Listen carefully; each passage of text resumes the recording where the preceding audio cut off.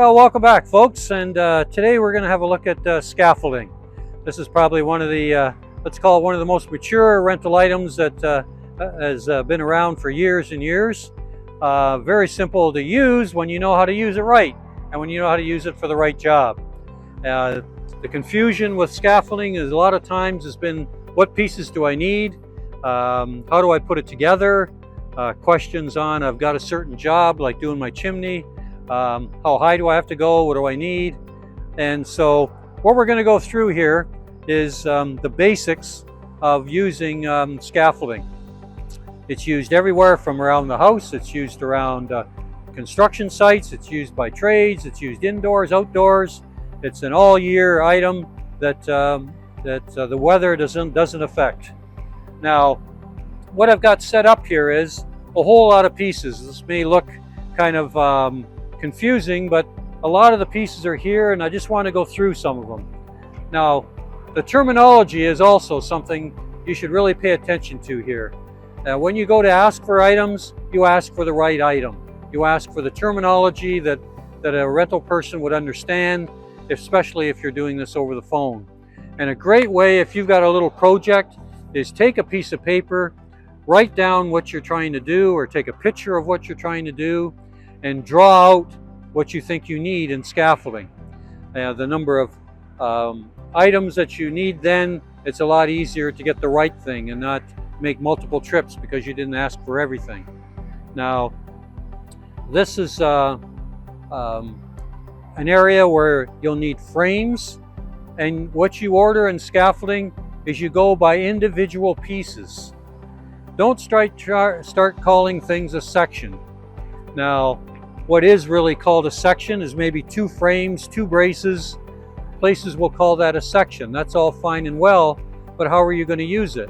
If you're going to pile it straight up, if you're going to use it length horizontal wise, you may use some with a horizontally and some with a tower and then move it. And if you start renting sections, you're going to end up with sometimes not enough braces or too many, or not enough frames or too many, depending on how you use it. So it's best to draw out everything and then count up the pieces you need. Now, what the standard frame is, and has been around forever, is the frame, a 5x5 frame. Now, everybody says, well, it's a 5x5. Yes, 5 high, 5 wide. That's the way it's dimensioned. These are ladders, we call them, on the frame. You can put your plank on these as well. It doesn't just have to be on the top. You can put your plank anywhere on these. And also remember that it's 5 wide. Planks as a standard in the industry are 19 inches wide. So it takes 3 of these planks to give you a full floor on top of that frame. If you have these together like this, we'd put 2 more. And then that way you'd have a solid floor 5 feet wide by 7 feet long. Now, also you'll notice I've put another plank down here. This is a 10-foot plank. Planks can come in different lengths. The most common is a 7-foot length plank, a 10-foot length plank. There is also a 5-foot wide plank because sometimes they're used crossways on different types of framing. They're called putt logs, which you can make a number of 5-foot. But for simplicity, for what you would use in a standard operation or a standard job would be a regular frame, 7 feet long, set up 7 feet long. Now the braces, which is right here, which holds these up, how those are determined, they are determined by the length of the plank. So if I'm going to have a 7-foot plank on here, I've got to make sure I have the right brace to support that 7-foot plank. If they're too long, the plank's not going to sit on the end. It's going to fall off. If it's too short, it's going to be sitting up on top of the bar instead of hooked in with these hooks, which is the way they're made. Now, obviously, if you're using a wooden plank, which hardly anybody uses anymore, just for safety reasons, a 2x10 plank, other than masons and some of these people, they would just lay them all on top. But most people are going to be using a scaffold plank. It's a hard floor. It's got support on it. It's much more rigid and safer to use. Now, if I'm going to use in this 10-foot plank, I've got to have the right brace. Now, over here you'll see 3 different braces.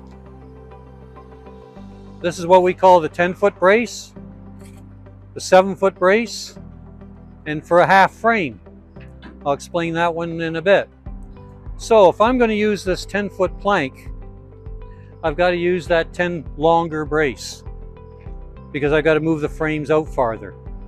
And how that, if you're going to ask for a brace, you'd say 10 by 4, 7 by 4, 7 by 2.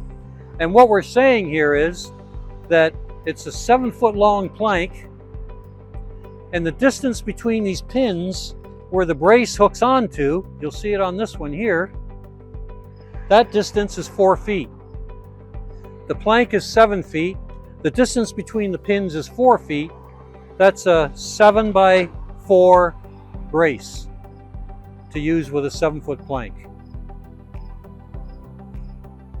4 feet between the pins where it hooks on, 7 feet across where the pins hook on, and the length of the brace, length of the plank. So everything goes back to the standard question here. What size plank do you want to use? That'll determine what brace you're going to use. Then you can get into the different frames, which I'll explain. But this is a standard setup with your 5x5s and your 7x4 brace using a 7-foot plank. Simple. Probably used on 80% of the jobs that you'd use. Now, as we get into other parts here, which can be added to your scaffolding, just going to move that around. As well, I should mention that these are your pins. Determine the pins for the scaffolding, and here we bolt them in because they, if that way you're not missing them all the time. They're always bolted into the frames. But that's your scaffold pin as far as terminology goes. Now, if I'm going to use this setup here with these frames, you notice the end is a steel tubing. Fine on here on asphalt, fine on concrete. You may be using this in the, excuse me, in the house, trying to get up to a chandelier or clean a skylight or something, or change a spotlight bulbs or something. You're certainly not going to want a steel tube sitting on your either your hardwood floor or your rug. So you'll put a piece of wood under there for that, being in your house. But if you're going to be doing some drywalling in a new addition or something and rolling it around, you're going to put a caster in there. And that caster will sit inside that tubing on the bottom. Something else you need to ask for, obviously you need 4. Let's say we're outside and we're doing some work around the front windows. We're putting a new window in the front of the house. Or we're going to be doing our chimney, re-bricking our chimney. The bricks are deteriorating and you want to put a new cap on there. We're doing some work with eave troughs or roof. All right, you may be having it sit on dirt. Yes, you can put a piece of wood underneath it, but a lot of times it ends up being very uneven out there with flower beds and maybe air conditioners around it and that. So this is called a screw jack. That's your terminology you're going to use. Pretty straightforward because this is going to fit inside the bottom, inside the tubing, and you can turn this and adjust all your legs up or down to get it level. And that way your planks will sit a lot better too as well onto your frames if everything's not crooked and everything. So this gives you a wider stance on the ground and hopefully not sink in as far. If it's very soft, I would put some wood under it to expand the area that it's on the ground. The last thing you want these things to do is to be tipping over. So at least with a screw jack, you can adjust it all on soil or grass or anything that's fairly soft and not stable. And very common to use screw jacks. Now, this is another kind of jack, which probably isn't used as much, but when you think of a sloped area, maybe even a sloped driveway, some of the driveways that go underneath the house, or the garages, I mean, or that are underneath your driveway, the house and they go down this slanted driveway. Here's a screw jack that you can put a caster in even. And if you think about movie theaters with a sloped floor, why do you think they put scaffolding on there sometimes go across there? Well, they can put these with casters in there and 4 points, adjust the front one's a little shorter, the back one's a little higher, and that way they get their scaffolding level and they can roll it right across the sloped floor. And that's using again a screw jack that's used for casters. And there's also little feet, which is pretty well the bottom part of the screw jack. If we cut this off and there was just a plate with a little pin on it, that's your scaffold feet. We would have those as well that you just stick underneath. If you don't want to use a full screw jack, you can stick those underneath to at least give it a little more support, and you wouldn't have that steel tubing sitting right on whatever surface you're on that you don't want to mark. So a few things to consider there when you're whatever, depending on what job you're doing. Now, another thing that comes along is safety with scaffolding, and especially if you're getting on commercial jobs or you're doing work for somebody and they're paying you to do the work, and there's possibility of inspectors coming around. There's certain requirements that are going to be needed over and above just working around the house. And even at that point, you should be making sure you're doing it safely. More and more people are using what's called safety rails. And what this is we would have our plank here. This is a safety post. They would go on all 4 corners. I've only put them on the end so you can see them. You'd put a safety rail on there. And notice that these safety posts, the hooks are pointed outward to the outside, not to the inside, so it's easy to put your rails on and roll them on. So these are 5-foot safety rails because your scaffold frame is 5 feet wide. If you were going down that direction with the same setup, you'd have 7-foot rails to go down that direction because you're using a 7-foot plank. Now, if I'm using 10-foot planks, obviously this is going to be wider apart. Your 10-foot plank tells you need 10-foot rails. And normally you would put them in the middle and the top. Yes, you can cheat and just put them on the top or whatever. I'm just saying you're supposed to put them the top, the middle, and the top. Now, another thing is required is these little guys. There's a couple of different type of safety things that hold the scaffolding together. There was another frame on top of here. Some of them call them bananas. There's other different things, but these are called pigtails, just simply because of their shape, just kind of a slang thing. But those go in, the hole drops down, and this stops your safety rail from being pulled out. Say it got caught somehow and you on the hook and you ended up pulling it right off. Obviously, then you wouldn't have a safety rail. So these pigtails can be put in to hold your scaffolding together. If you're putting a caster in the bottom, you'll notice there's holes in the bottom of all the frames. There's also a hole in the spigot of the casters, and the reason for that hole is that goes in and that pigtail goes in and locks it in. Obviously, you could also use bolts. I wouldn't recommend just using wire, but anything to fasten and affix it so it's rigid and it stays there. And all your wheels should have locks so that you push them down and you can lock the wheel from turning. So that's a standard 8-inch caster, which is the most common used in scaffolding. So another item, now let's say, just going to that point, let's say we're doing some drywall in a new addition in a house in the back. So you might want a couple frames. You might want your planks, and now you put your casters in the four areas of your posts in the bottom of your frames. Now, what can happen is when you're pushing this around or you're moving yourself around on your ceiling, is you'll get kind of a trapezoid type movement. It'll start wiggling around on you a bit. Now, the planks on top will certainly help hold it rigid, but it tends to want to move a bit. So what we have here is a diagonal brace. Okay, and this brace hooks on your two corners to stop that wiggling motion as you move your scaffolding around. And that way, when you move it, it's all rigid. It's a little more, it's safer to use. It does. A lot of people have different feelings about being obviously up on heights, or when you start getting on things that kind of move around a little bit. And the more rigid it is, the safer you're going to feel up there. Now, a thing I should point out as well is when you're going to get your scaffolding, you're going to get it. The biggest thing, of course, you need to know is, well, how high do I have to be?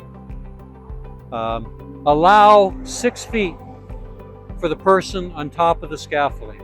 Now, you may not be 6 feet, but a standard in the industry, same with lifts and scissor lifts and booms, is we use 6 feet as a standard body being used.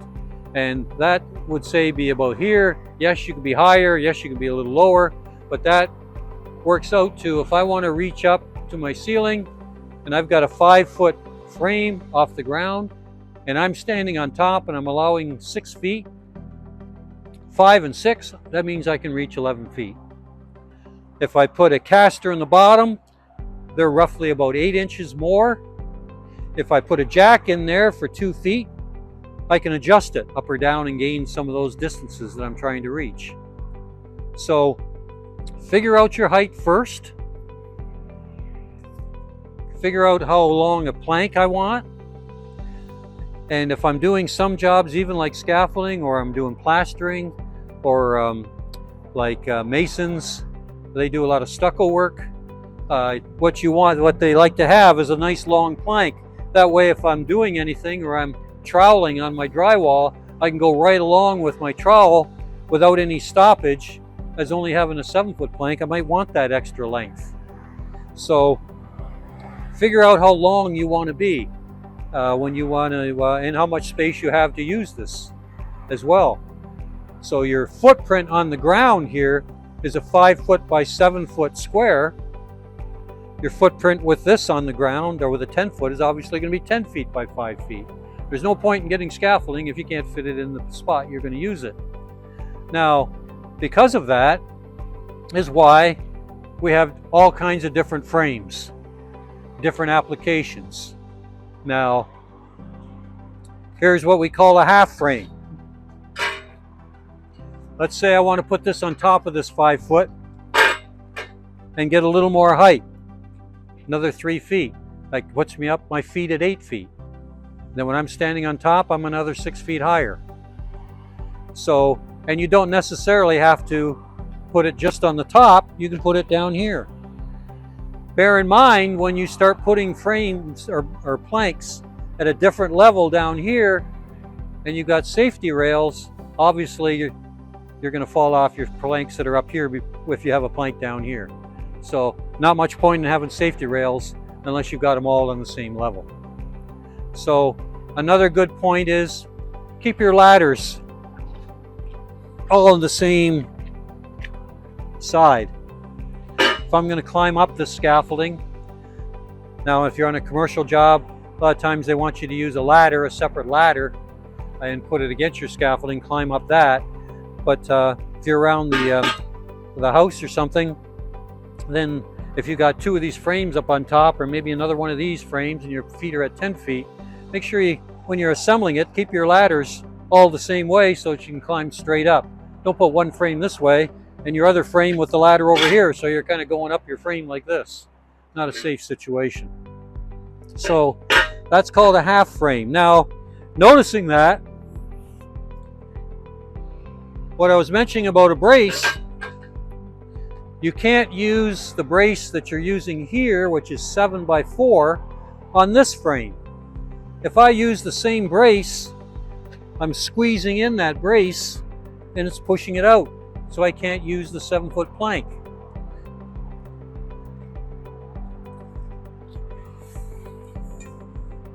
Here's your brace at 4 feet. Now I bring my brace down at 2 feet and it pushes it out. So I need a shorter brace. People sometimes get the frames, they don't think that they need a different brace. This is what's called a 7x2 brace. It's for a 7-foot plank. Your pins are 2 feet apart. It's a little shorter, and it's going to hook on here, and then it'll give you the right distance for a 7-foot plank. So you've got to make sure that you get the right brace. And as you can see, they're different lengths. So that's the brace you need for this one here. And the frame, and these, as long as they're 5 foot wide, you can pile them up as high as you want to go. Now after 2 heights, after 10 feet, if you're against a wall or something, you're doing a chimney, you should be tying the frame off to the wall so there's no movement away from the wall. And if you're using your jacks, you should jack them so you lean it just a little bit towards the wall. You don't want the thing to tip over. Now, saying that, there's safety devices to eliminate that.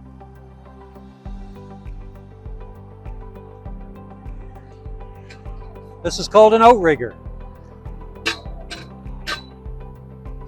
Now, if you're in, say an open gym area and you were doing the lights in a gym in a school, and you were rolling this on, now most people use lifts, but say you were rolling this around the floor, just to make as an example, and you're up there, maybe your feet are maybe up there 10 or 15 feet, things are a little jiggly. So what this does is this clamps onto the frame anywhere along the frame. There's a bolt on here, you clamp it on.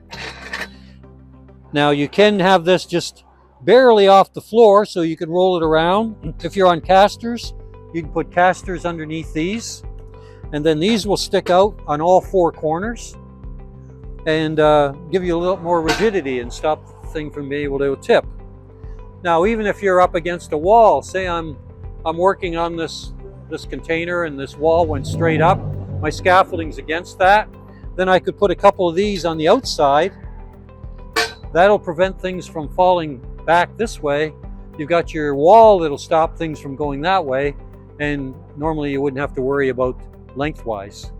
But it depends on the application, on what you're doing. If you're doing painting or something, you wouldn't have safety rails on the one side that's open because you're working there, and you'd be fairly close to the wall. So you might have these sticking on the back side just to stop it from tipping. So that's another safety device that's something to consider. Now you might be on construction jobs and see masons working, doing block work and everything. And this is a side runner. Now what this does is these hook onto the, as you see, these just kind of hook onto the edges. You can put them all the way along. Your plank would go on here so that you can stand off the actual frame rather than being back here. It's out here now. So you had to reach over an air conditioner unit, or there's some structure or something underneath that you wanted to just reach over top of, and not have or you physically couldn't put the frame right up against the wall. So you would have this here, you'd have your plank on here.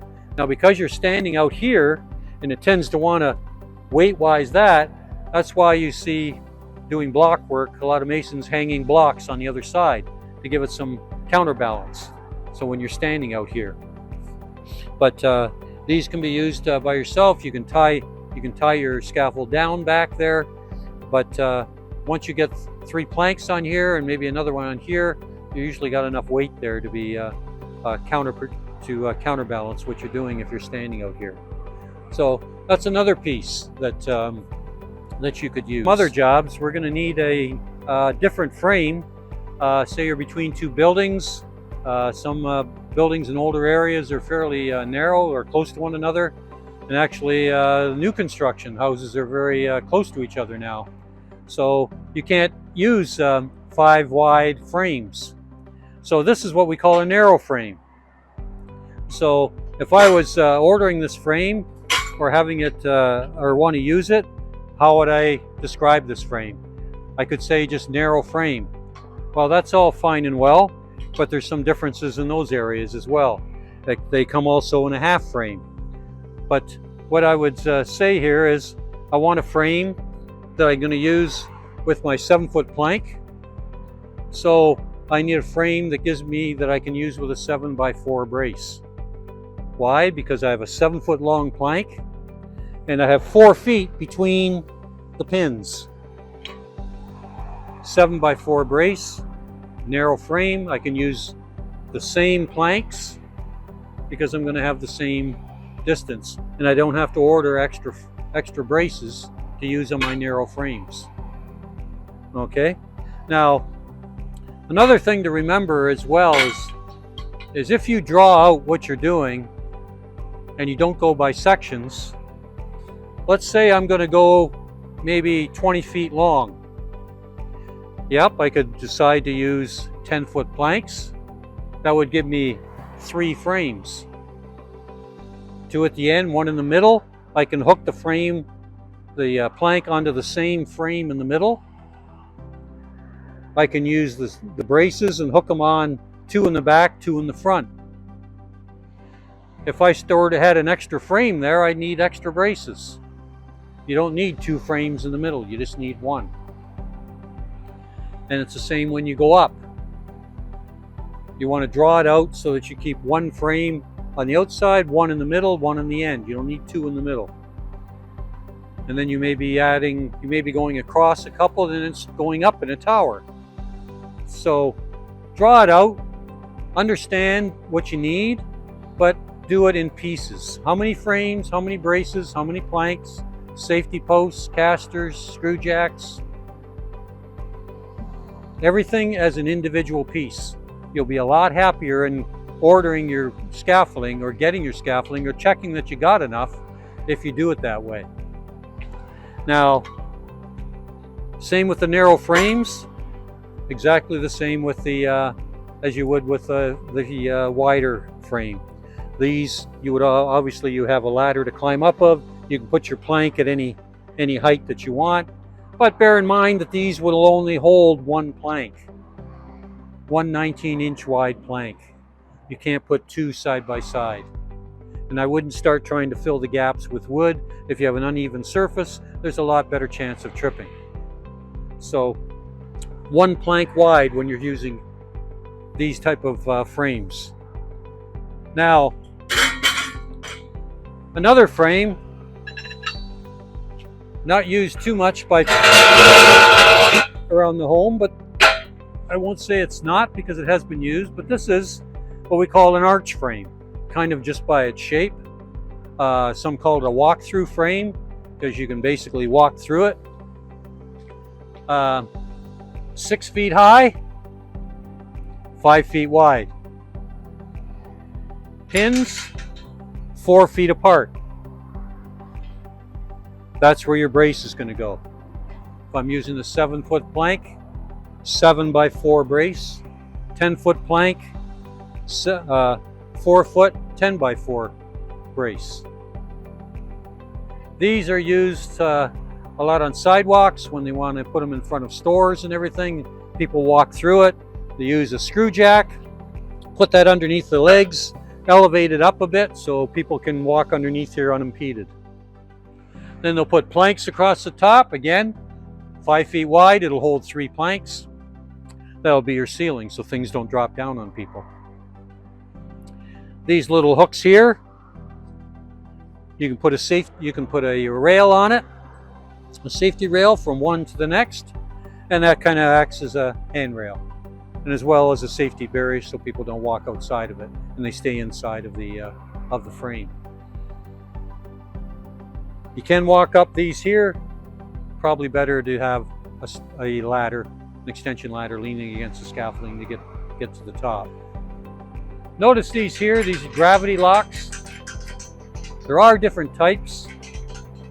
This is a good type to rent only because winter and summer, the snow, the mud, anything that gets in them, they're simple, they're easy to free up, easy to get your brace on.